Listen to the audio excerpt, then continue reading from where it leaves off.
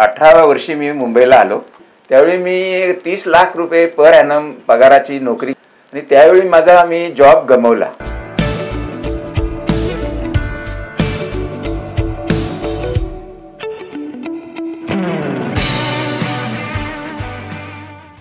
नमस्कार मित्र, पुन्हा एकदा तुमचं स्वागत करतो मराठी उद्योजक या यूट्यूब सिरीजमध्ये. हे चॅनल सुरू करण्याचं कारण एवढंच आहे की आपल्या महाराष्ट्रामधील मराठी उद्योजक आहेत, त्यांचा बिझनेस काय काय आहे हे तुमच्यापर्यंत पोहोचवण्याचा हा माझा छोटासा प्रयत्न आहे. आणि त्या बिझनेसला, त्या मराठी माणसाच्या व्यवसायाला मी भरभरून असा प्रतिसाद द्याल अशी मी अपेक्षा करतो. जर मी तुम्हाला सांगितलं की तुमचं हस्ताक्षर तुमचं नशीब बदलू शकतं तर तुम्हाला खरं वाटेल का? नाही ना. मलाही तसं वाटलं तर की हस्ताक्षर चेंज केल्याने नशीब कसं बदलेल. तर आजच्या भागात आम्ही तुम्हाला अशा उद्योजकाशी ओळख करून देणार आहोत जो आपला हस्ताक्षर बघून आपलं नशीब बदलतो. हां, हे खरं आहे. आपण त्यांच्याकडून जाणून घेऊ की हस्ताक्षर चेंज करून आपलं नशीब कसं चेंज होईल. तर मग चला भेटूया आजच्या उद्योजकाला. सर नमस्कार. नमस्कार. स्वागत करतो तुमचं मराठी उद्योजक या चॅनलमध्ये. पुढे जाण्यापूर्वी मी सरांची एक थोडीशी ओळख करतो. आपण आता सांगितल्याप्रमाणे ग्राफोलॉजी की तुमच्या सिग्नेचर मार्फत तुमची ओळख स्वतः करू शकता आणि त्याचं परिवर्तन करण्यासाठी सिग्नेचर किती महत्त्वाचे असते हे आपण सरांकडून जाणून घेणार आहोत. सर नमस्कार. नमस्कार. सर तुमचं बालपण कुठे गेलं सर? मी कोकणातला वेंगुर्ला तालुक्यात माझं बालपण गेलं. 18व्या वर्षी मी मुंबईला आलो. SSC माझं विद्यामध्ये प्रौढमध्ये झालं. अच्छा. आणि मी माझ्या स्कूलचा टॉपर आहे. क्या बात आहे. हो, 1974 साली मी SSC झालो आणि 1 वर्ष मी मालवण कॉलेजमध्ये SK पाटील कॉलेजमध्ये 1 वर्ष केलं. अच्छा. आणि पुढचं शिक्षण BA LLB मी रुपारेल कॉलेजमध्ये केलं मुंबईच्या. अच्छा. आणि आता मला सांगा की तुमचं शिक्षण झालं, तुम्ही LLB केली, त्याच्यानंतर शिक्षण झालं तर आपण पहिली बघतो नोकरी. तुमची व्हेरी फर्स्ट नोकरी म्हणजे पहिली नोकरी कुठली असेल? पहिली माझी नोकरी वीर सावरकर रोडला इंदू मिल्स डायवर्क्स म्हणून एक मिल आहे जिथे आता आंबेडकरांचं सदन बनते. तिथे मी 5 वर्ष क्लेरिकलमध्ये HR डिपार्टमेंटमध्ये काम केलं. आणि ते करत असतानाच मी BA LLB झालो.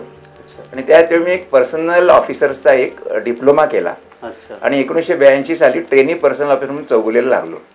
अच्छा. तुमची नोकरी झाली त्याच्यानंतर आपण बोलतो ना की नोकरीतून व्यवसाय हा जो प्रवास आहे हा तुमचा कसा घडला? ॲक्च्युली मी 1982 ते 1990 मध्ये मी HR मॅनेजर राहिलो. नंतर 93 साली मी ऑबेरॉय हॉटेलमध्ये HR मॅनेजर झालो. आणि 93 ते 2009 ह्या काळामध्ये बऱ्याच नोकऱ्या बदलल्या. आणि 2009 मध्ये मी एका प्रतिष्ठित कंपनीमध्ये व्हाईस प्रेसिडेंट HR म्हणून होतो. आणि त्या कंपनीने त्यांच्या फायनान्शियल सिच्युएशनमुळे ती कंपनी बंद केली. आणि त्यावेळी मी जॉब गमावला. त्यावेळी मी 30 लाख रुपये पर ॲनम पगाराची नोकरी गेल्यानंतर काय करावं ह्या मनस्थितीमध्ये होतो. आणि डिप्रेशन न जावं म्हणून मी डिप्रेशन कसं अवॉइड करता येईल त्याच्यासाठी मी कॉम्प्लिमेंटरी अल्टरनेटिव्ह मेडिसिन म्हणजे पर्यायी पूरक औषध व्यवस्था ह्याच्यामधल्या सगळ्या डिग्री, डिप्लोमा, मास्टर्स डिग्री सगळ्या कंप्लीट केल्या. आणि तिथूनच मी प्राणिक हिलिंग या क्षेत्रामध्ये दूरस्थ आणि प्रत्यक्ष ड्रगलेस, नो टच, नो थेरपी हा माझा पार्ट टाइम व्यवसाय सुरू केला. आणि गेली 15 वर्ष मी प्राणिक हिलिंग हा व्यवसाय करतो. आणि गेली 5 वर्ष मी हस्ताक्षर आणि स्वाक्षरीचं विश्लेषण करण्याचं ग्रँड मास्टरी केली. त्याच्यामध्ये मी इंटरनॅशनल काउन्सिल ऑफ ग्राफॉलॉजिस्टचा लाईफ मेंबर झालो. आणि त्या माध्यमातून रिटायरमेंट नंतर काहीतरी प्रोव्हिजन असावी म्हणून मी गेली 5 वर्ष हस्ताक्षर, स्वाक्षरीचं विश्लेषण, प्राणिक हिलिंग या माध्यमातून सॅटर्डे क्लब ग्लोबल ट्रस्टचा मेंबर झालो. आणि माझी प्रायव्हेट सर्व्हिस प्रॅक्टिस पण सुरू आहे. अच्छा. तुम्ही आत्ता विषय दिला की प्राणिक हिलिंग आणि ग्राफोलॉजी, हे 2 वर्डिंग जे आहेत ना ते आमच्या प्रेक्षकांना मोस्टली समजलं नसतील, तर त्याच्याबद्दल थोडंसं विश्लेषण करून सांगू शकाल? प्राणिक हिलिंग हे एक पर्यायी पूरक औषध व्यवस्था आहे ज्याच्यामध्ये तुम्हाला कुठल्याही प्रकारचं डाएट प्लॅन घ्यावं लागत नाही, कुठले एक्सरसाइज करावे लागत नाहीत किंवा तुम्हाला कुठल्याही प्रकारचं फायनान्शियल इन्व्हॉल्वमेंट नसते. तुमचे शारीरिक, मानसिक, भावनिक सगळे रोग कुठल्याही प्रकारची ट्रीटमेंट न घेता, तुम्हाला हात न लावता, कुठलीही औषध न घेता आम्ही बरे करू शकतो. हे एक एन्शंट थेरपी आहे जी गेली 5000 वर्षापासून तुमच्या शरीरामध्ये स्पायनल कॉर्ड, ज्याला आपण मज्जारज्जू म्हणतो, तिथे एक एनर्जी सेंटर्स असतात. ज्यावेळी आपल्या स्वभावामध्ये बदल होतो किंवा कुठल्याही प्रकारचा आपल्या मनावर दबाव येतो, त्यावेळी आपल्या शरीराची स्थिती असते ती बदलते, बिघडते. आणि त्याच्यावर आम्ही बरेच डॉक्टर्स जे मेडिकल प्रॅक्टिशनर असतात ते काय करतात की तुमच्या शारीरिक इजांवर हे करतात, काय करतात, they give treatment on physical wellness. आम्ही मनावर तुमच्या हे करतो, परीक्षण करतो आणि त्याच्यावरती तुम्हाला बरे करण्याचे सगळे न हात न लावता, कुठलंही औषध न देता, सगळ्या प्रकारचे कॅन्सर पासून, मायग्रेन पासून, PCOD, हायपरटेन्शन, डायबिटीस सगळे रोग बरे करू शकतो. अच्छा, हे झालं प्राणी क्लिनिक. आणि त्याच्यानंतर आपण बोलतो की ग्राफोलॉजी, की एखाद्याची सिग्नेचर, की मी तुमचे किस्से ऐकले की तुम्ही एखाद्याचे सिग्नेचर बघून तुम्ही त्याचा अख्खं स्वभाव सांगू शकता आणि त्याच्यातून चेंज करून त्या माणसाची प्रगती तुम्ही करू शकता. ते कसं? ॲक्च्युली हस्ताक्षर हस्ताक्षर आणि स्वाक्षरी हे याचे दोन भाग आहेत.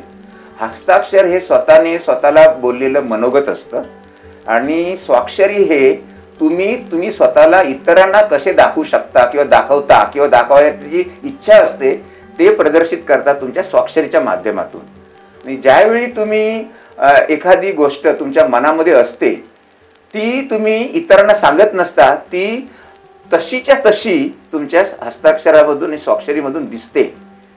ह्याचाच अर्थ असा की ज्यावेळी तुम्हाला कोणाला काही बोलायचं नसतं, कोणाला सांगायचं नसतं, पण तुम्हाला जे अभिप्रेत करायचं असतं, एक्सप्रेस करायचं असतं, सांगायचं असतं, त्याचं सगळ्यात आणि सर्वोत्तम उपाय म्हणजे तुम्ही तुमचं जे काही म्हणणं आहे ते तुम्ही अगदी जसे आपण वही लिहितो, जे रोजरोखे लिहितो, तसे तुम्ही लिहिलं तर ते औषधापेक्षा, प्रार्थनेपेक्षा सगळ्या बाबतीमध्ये तो एक तुमचा इलाज असतो. पण आता कसं झालंय की बऱ्याच अंशींना हस्ताक्षर हे गायब झालेलं आहे, कारण डिजिटलायझेशन झालेलं आहे आणि लोकांच्या हस्ताक्षर म्हणजे लिहायच्या सवयी बंद झालेल्या आहेत.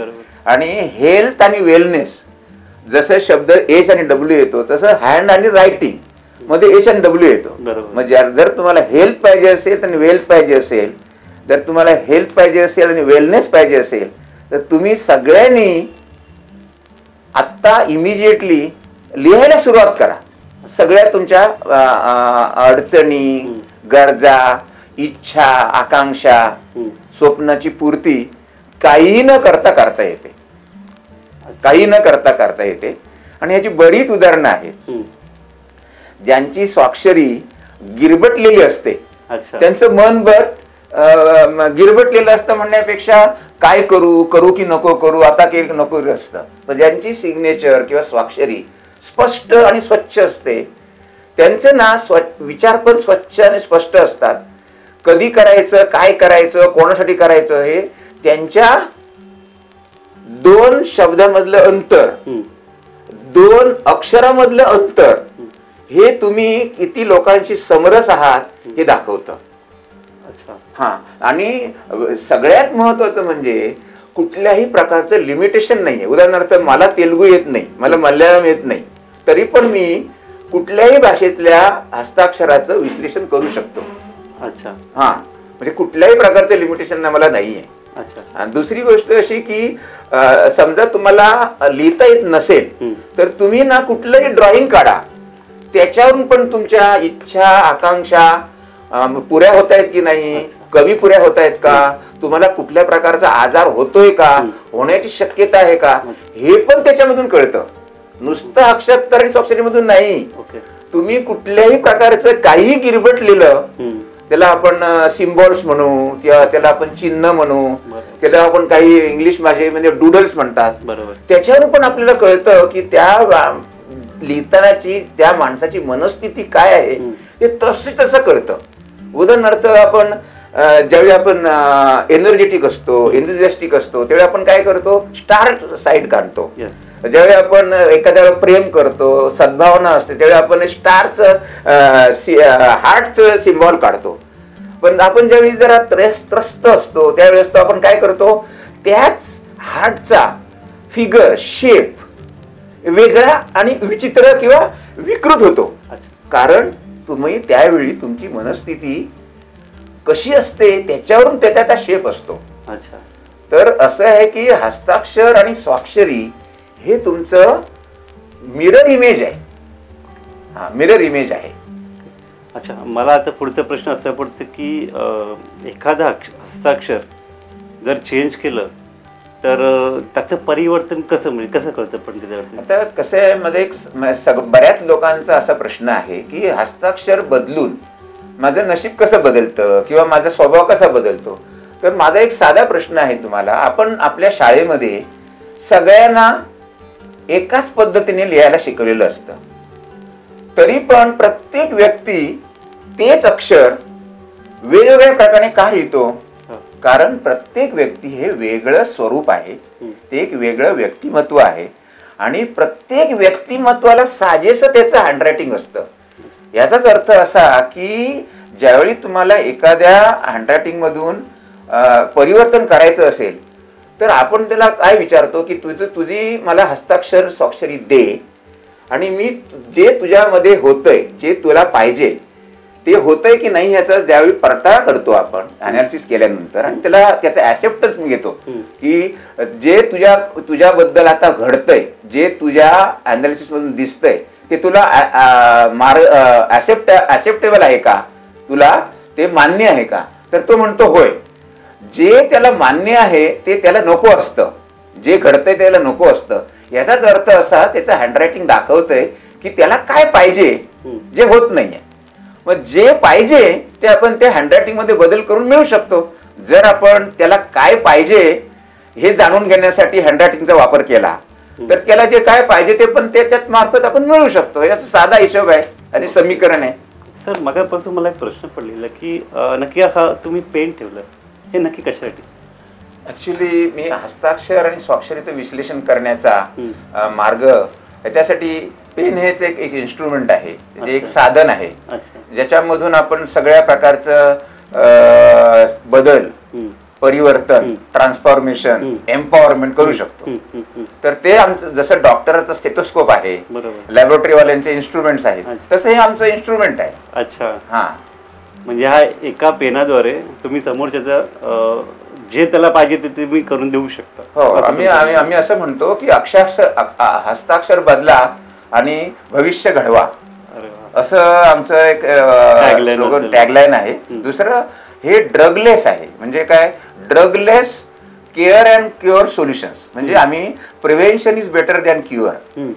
तर मला असं म्हणायचंय की समजा बरेच लोक असं विचारतात की का लिहावं, आता कोण लिहितंय? बरोबर. तर माझं म्हणणं असेल तुम्ही का लिहायला? जर तुम्हाला लिहून तर तुम्हाला डॉक्टरकडे जायचं नसेल, तुम्हाला एक्सरसाइज करत नसेल, वेट लॉस करायचं असेल, तर हे सगळं तुम्ही केवळ आणि केवळ लिहून जर तुम्हाला मिळत असेल, ज्याच्यामुळे पैसा पण खर्च करायचा, तर का लिहू नये? बरोबर. सर, तुम्ही मला पेनाचं सांगितलं, पण आता हे जे पुस्तक तुम्ही ते ठेवलेलं आहे ह्याचं नक्की आपण उपयोग कसा करू शकतो?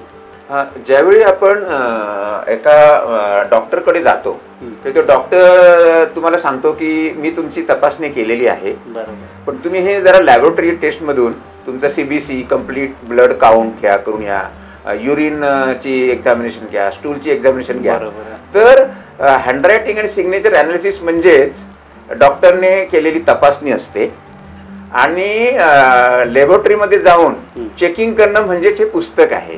हा, त्याच्यामधून तुमचं निदान झालेलं असतं, त्याला करेक्शन करण्याचं की ही औषधं आहेत. असं मी थोडक्यात सांगायचं म्हणजे ग्राफोथेरपी हे एक असं माध्यम आहे की दररोज उजळणीसारखं तुम्ही लिहून तुमच्या स्वभावामध्ये बदल होतो आणि स्वभावामध्ये बदलल्यामुळे तुमच्या विचारामध्ये बदल होतो आणि विचार बदलल्यामुळे तुम्हाला जे ध्येय तुम्हाला गाठायचंय ते तुम्ही गाठू शकता.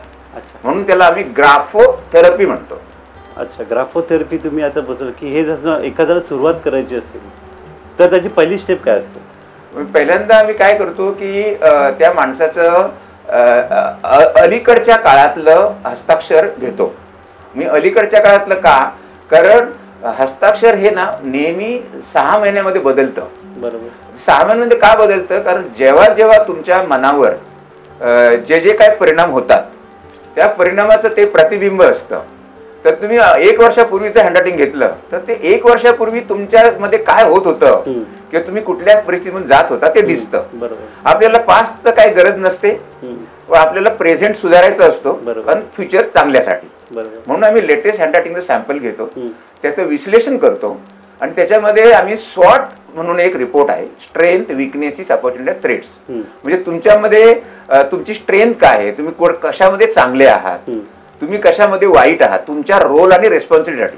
उदाहरण तुम्ही एक्झाम्पल घेऊन सांगतो, एका स्टुडंटचं जर आपण अनालिसिस केलं तर आपण त्याचं स्ट्रेंथ काय आहे, त्याचं फोकस, कॉन्सन्ट्रेशन. विकनेसेस काय आहे, तो उधळ आहे, उतावळा आहे, एका ठिकाणी बसू शकत नाही तर तो अभ्यास करू शकत नाही, तर त्याची विकनेस होऊ शकते. अपॉर्च्युनिटीज काय आहेत, तर तो जर फोकस, कॉन्सन्ट्रेशन असेल तर तो अभ्यासामध्ये चांगले मार्क्स आणू शकतो. आणि थ्रेट्स कशाचे काय काय आहेत, त्याला ना कुठलंही काम सांगितलं तर तो म्हणतो मी नंतर करेन. थ्रेट्स आहेत ना त्याला. कारण काय, एक्झामिनेशनचा पेपर हा ठराविक वेळेमध्येच लिहायचा असतो. त्यामुळे प्रत्येकाला जशी आपण एक्सपायरी डेट आहे तसं ह्याला पण एक्सपायरी डेट आहे. म्हणजे जुनं हँडरायटिंग सॅम्पल उपयोगाचं नाही किंवा घाईघाईमध्ये लिहिलं पण उपयोगाचं नाही आहे. तुम्ही ज्यावेळी संथ, मंद, थंड आणि कम्फर्टेबल आहात त्याच वेळी जर हँडरायटिंग सॅम्पल असेल ना तरच त्याचं निदान व्यवस्थित आणि जसं तुम्हाला पाहिजे तसं तुम्ही त्याचं निदान करून तुम्हाला त्याच्यावरती त्याचं नियोजन करून त्याचं प्रतिदात्मक म्हणजे प्रिव्हेंटिव्ह आम्ही केअर करू शकतो. अच्छा, हे झालं तुमचं आता कोर्स. आता मला सांगा की एखादा असा अनुभव आहे की ज्याला आपण तुम्ही त्याची सिग्नेचर चेंज केली आणि त्याला काहीतरी मुलाग्रात बदल झालेला, तर असं काही अनुभव? मी तुम्हाला सांगेन, माझ्या गेल्या 5 वर्षाच्या काळामध्ये 2 फॅमिलीज आहेत. दोन्ही फॅमिलीज आहेत त्या वर्किंग प्रोफेशनल्स आहेत.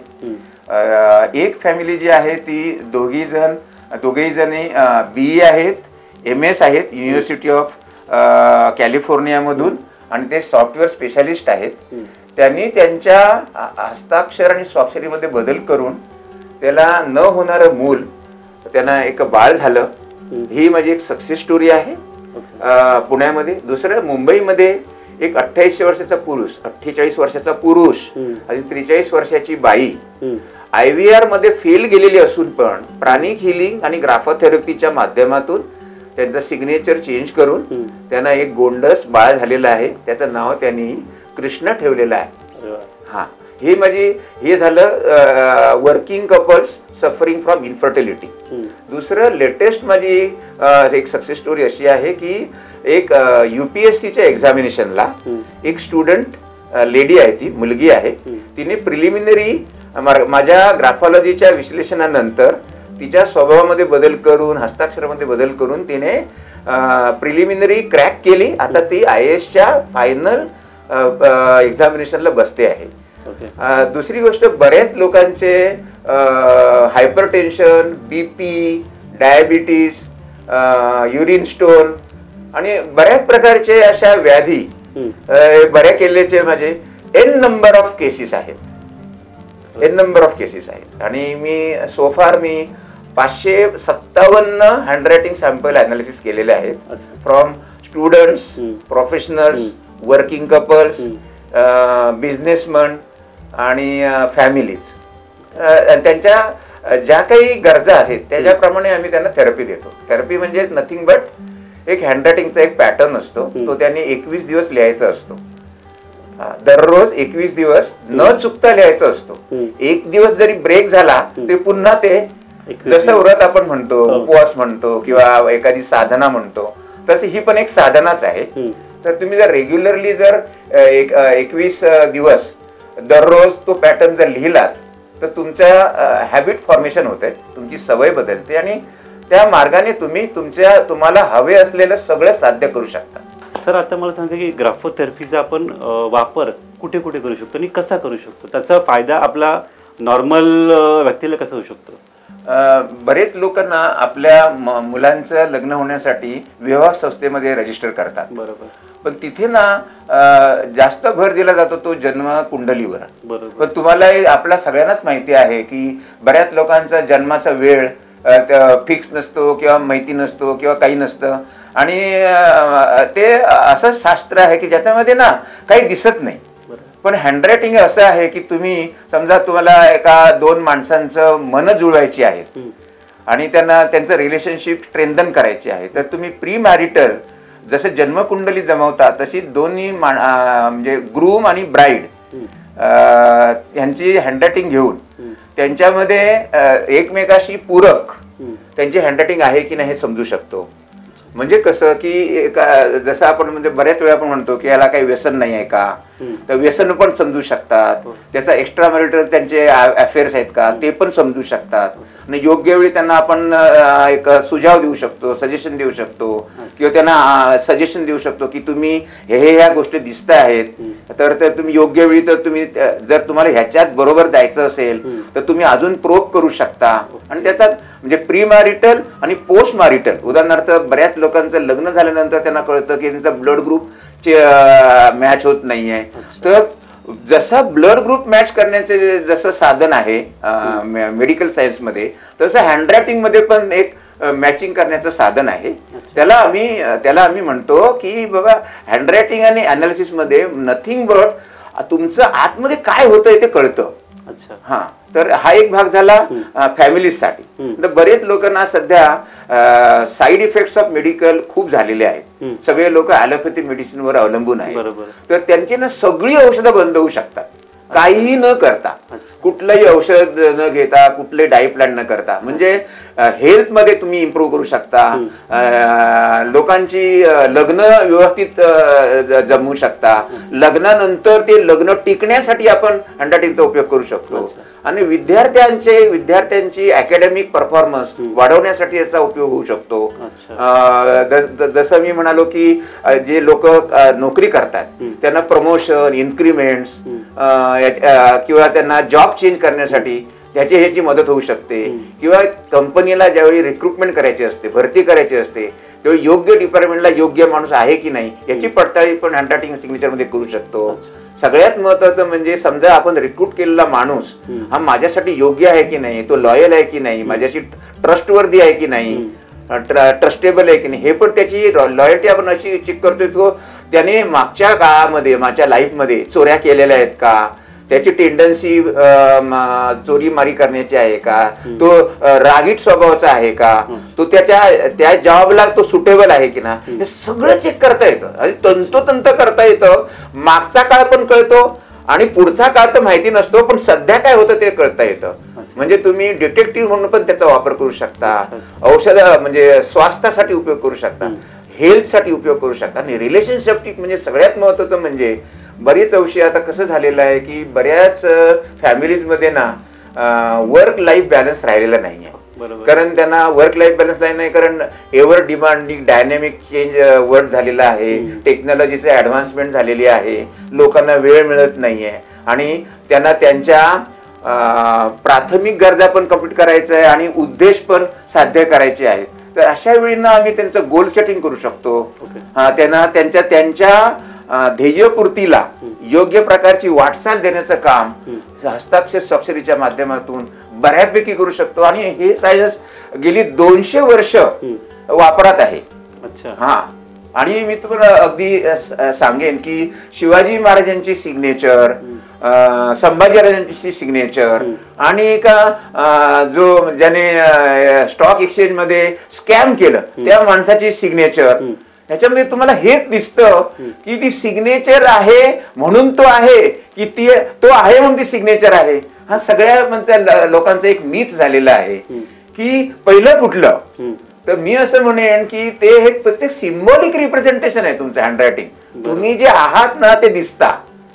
हा, आणि तुम्हाला जर जे आहे जे पाहिजे तसं जर व्हायचं असेल तर तुम्ही हे एकच मार्ग आहे. कारण 2 गोष्टी आहेत. एक, तुम्हाला कुठलं औषध घ्यायचं नाहीये, तुमचं डाएट प्लॅन तुम्हाला करायचं नाहीये, एक्सरसाइजेस करायचे नाही, वर्कआउट करायचे नाही आहे, पैसे खर्च करायचे नाही, घराबाहेर पण जायचं नाहीये. अच्छा. तर मला सांगा तुम्ही अशा प्रकारचं omni multi without any money, without any hassle, without any efforts जर तुम्हाला सोयीस्कररित्या जर सगळं मिळत असेल तर तुम्ही हे का करणार.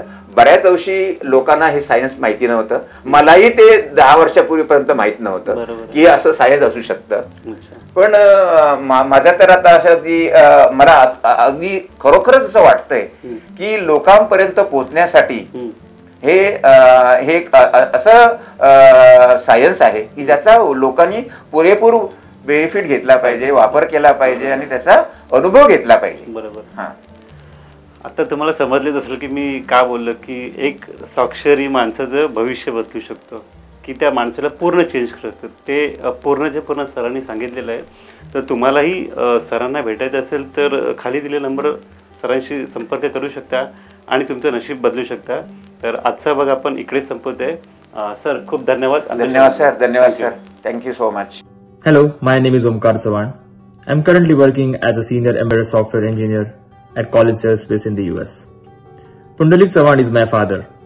Ever since my childhood, I have seen my father being fascinated by variety of human sciences and alternative medicinal practices for the betterment of human life. This fascination of him has actually led him to pursue education into psychology, psychotherapy, and pranic healing. But when my father introduced me to graphology and graphotherapy, I was a bit skeptical in the beginning. I couldn't understand how different pressure patterns, different strokes of letter could actually reveal a person's personality and their strengths and their weaknesses. But when I provided my handwriting sample to him, it was pretty evident that this science is well founded. His analysis was actually 98% accurate. It actually revealed my strengths, my weaknesses, my areas of interest, and my areas of improvement to maximize my potential professionally as well as personally. He also explained meticulously the science behind it, which also helped me appreciate graphology even further. I'm glad that my father introduced me to graphology, and I shall use this analysis of my sample for my improvement professional life as well as in my personal life. Lastly, I would like to wish Mr. Chavan all the best in his future as a graphologist. Thank you. Hi, my name is Rutuja Bhavane and I am a senior software engineer at GDIT. I always wondered about graphology and graphotherapy but never really put effort towards it.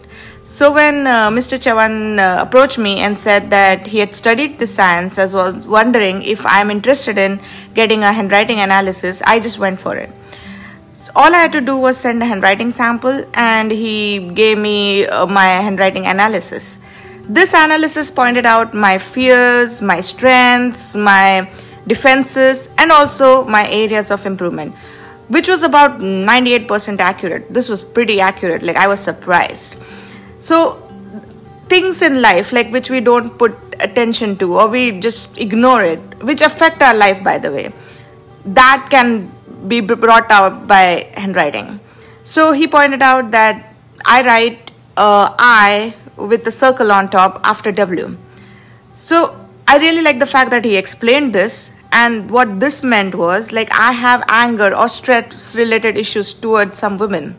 And when I thought about it, it was my boss.